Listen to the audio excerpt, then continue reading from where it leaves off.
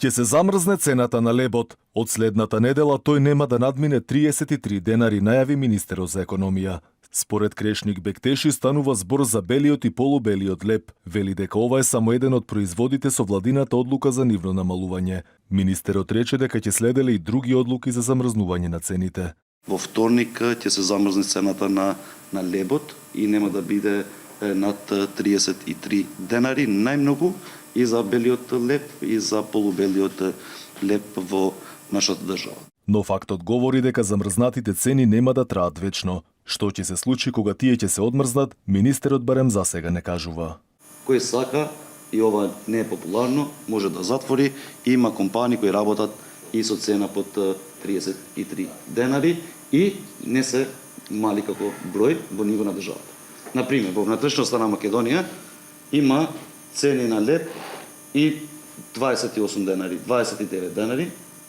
Во Скопје, кај големи ланци производители, цените се 38 денари. Нека ми објасни некој од нив што има тие поголеми трошоци. Од економија до владата доставија предлог одлука за укинување на субвенционираната струја за компаниите од прехранбената индустрија. Од таму за Алфа вела дека не било фер да се укине ефтината струја за компаниите кои ги намалиле цените. Велат казна да има за оние компании кои не го почитувале договореното. Тие компании што не почитувале да се префрлат на слободна берза за електрична енергија. Останатите кои што го почитувале договорот, сметаме дека и понатака треба да добиваат субвенционирана цена, бидејќи имаат придонес во тоа да имаме стагнација на цените и благо намалување на цените на основните производи. Од пекарската индустрија алармираат државата да покаже сериозност и да му помогне на бизнисот со реални мерки. Од ден во ден велат се повеќе работници ја напуштаат државата во потрага по добра плата и нормална живеачка. Имаме сериозен одлив на работна рака кон западните земји. Знаете, Германија има потреба од 500.000 работници минатата година. Хрватска и другите поразвиени земји во предтуристичка сезона имаат сериозни потреби за човечки ресурси, посебно за квалитетни занаетчи во туристичката сезона.